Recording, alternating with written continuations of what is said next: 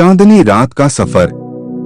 एक समय की बात है, एक शांत गांव में जहां पहाड़ियों के बीच और वनों के बीच में बसा एक छोटा सा गांव था। वहां एक उत्सुक छोटा सा खरगोश रहता था जिसका नाम ओलिवर था। ओलिवर के पास बड़ी चमकदार आंखें थीं जो रात के आसमान को देखते समय आश्चर्य से चमकती थीं। एक शाम जब सूरज अक्ष हो गया और आसमान को गुलाबी और नारंगी रंगों में रंग दिया, ओलिवर ने एक साहसिक सफर पर निकलने का फैसला किया। उसने गहरे जंगल में एक जादुई तालाब के बारे में सुना था, जहां चांद का प्रतिबिंब पानी की सतह पर नृत्य करता था, जो चमकदार लहरों को चारों ओर छोड़ जाता था।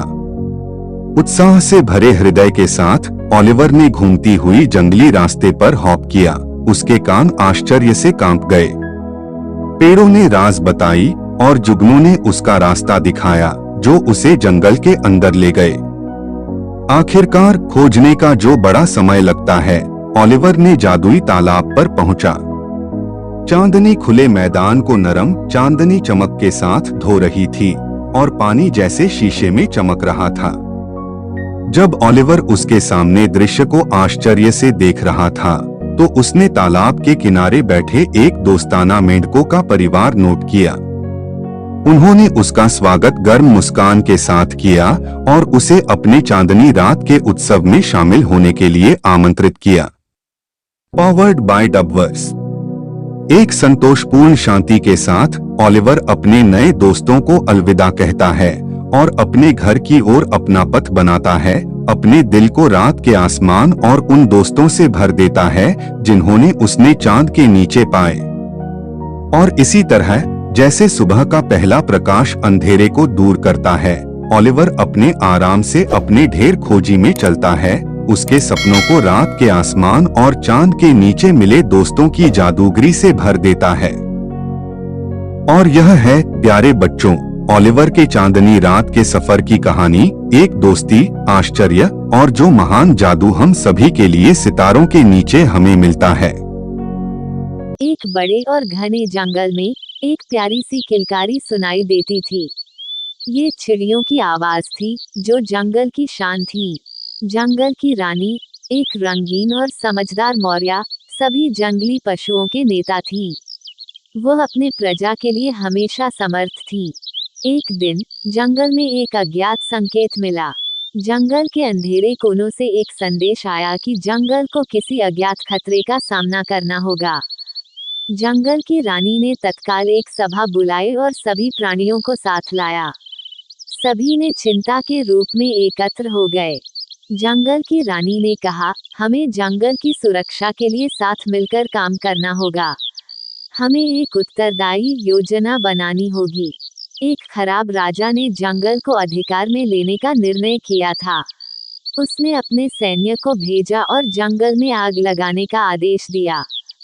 जंगल की रानी ने सभी चिड़ियों को एकत्रित किया और एक संयुक्त सेना की रचना की। उन्होंने सभी प्राणियों को उनकी योग्यता के अनुसार काम दिया। वानर राजा ने उन्हें जंगल के ऊपर के भाग में देखने के लिए तैयार किया। इंडियन बाघ ने चौकसी के लिए दिया और हिरण ने अग्निशामक के रूप में नियुक्त किया। सभी ने मिलकर राजा के सैन्य का मुकाबला किया। उनकी मेहनत, साहस और योगदान ने उन्हें विजयी बना दिया। अंत में जंगल की रानी और उसके प्रजा ने जंगल की रक्षा की और खतरे को दूर किया। वे साबित किया कि साथ मिलकर हर मुश्किल का सामना किया जा सकता है। ये कहानी एक बड़ी कहानी है जो बच्चों को साहस, मित्रता और विजय के मूल्यों के बारे में सिखाती है। आशा है कि आपके बच्चों को ये पसंद आएगी। कहानी का नाम, बादलों की दुनिया। तारांकन तारांकन तारांकन तारांकन प्रस्तावना। तारांकन तारांकन। एक समय की बात है, एक छोटे से गांव में एक छोटा सा बच्चा नामक राजू रहता था। राजू बचपन से ही बादलों में छुपी रहस्यमय दुनिया के बारे में सपने देखता था। तारांकन तारांकन राजू का सपना। तारांकन तारांकन। राजू ने हमेशा अपनी माँ से सुना करता था कि बादलों की दुनिया में एक सुरक्षित और मजेदार स्थान है, जहाँ बच्चे खेल सकते हैं और सबको खुशी मिलती है। तारांकन तारांकन आकाश की यात्रा। तारांकन तारांकन। एक रात एक खासी बारिश के बाद राजू ने देखा कि बादल ने एक सुरक्षित रास्ता बनाया है। उसने तय किया कि वह अब बादलों की यात्रा करेगा। तारांकन तारांकन बादलों की दुनिया, तारांकन तारांकन। राजू ने बादलों में पहुंचकर देखा कि यहाँ सचमुच में एक अद्भुत दुनिया है। वो खुद को एक महाराजा के समर्थन में पाता है, जो बच्चों को खेलने के लिए सुरक्षित स्थान प्रदान करता है। तारांकन तारांकन नए दोस्त, तारांकन तारांकन। राजू ने बादलों में कुछ नए दोस्त बनाए, जैसे कि बादल का राजकुमार, बादल की रानी और बादल का विद्यार्थी। सभी ने मिलकर खुशियों भरा जीवन बिताना शुरू किया। तारांकन तारांकन घर की ओर, तारांकन तारांकन। राजू को बादलों में बिताए गए समय का मजा बहुत आया, लेकिन फिर उसने अपने गांव की ओर देखा।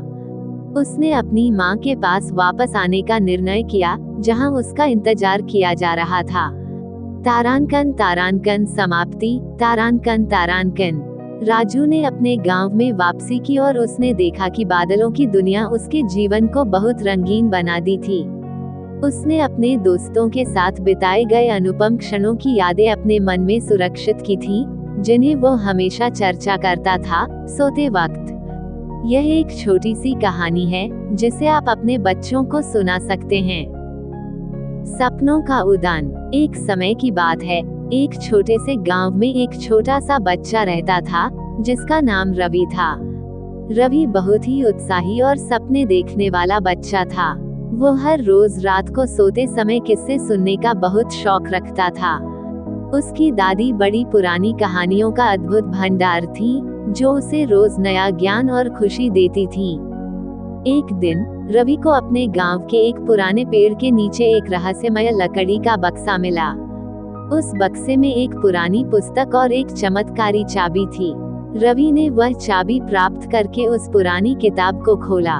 उस किताब में सपनों के सच के बारे में लिखा था। रवि को पता चला कि सपने हमें हमारे जीवन में एक दिशा प्रदान करते हैं। वे हमें अपने लक्ष्यों की ओर ले जाते हैं। रवि की दादी ने उसे सपनों के महत्व के बारे में बताया और कहा कि हर सपने का एक अद्भुत संदेश होता है। वो उसे यह सिखाई कि हर सपने को सच करने के लिए हमें मेहनत करनी चाहिए। रवि ने उस सपने की खोज में निकला और उसने अपने जीवन के उद्देश्य की ओर साहसिकता से बढ़ने का निर्णय किया। उसने अपने सपनों को साकार करने के लिए मेहनत की और अपने लक्ष्यों को हासिल करने के लिए संघर्ष जारी रखा। इस भविष्य के रास्ते पर रवि ने अपने सपनों को पूरा किया और एक सफल और खुशहाल व्यक्ति बन गया।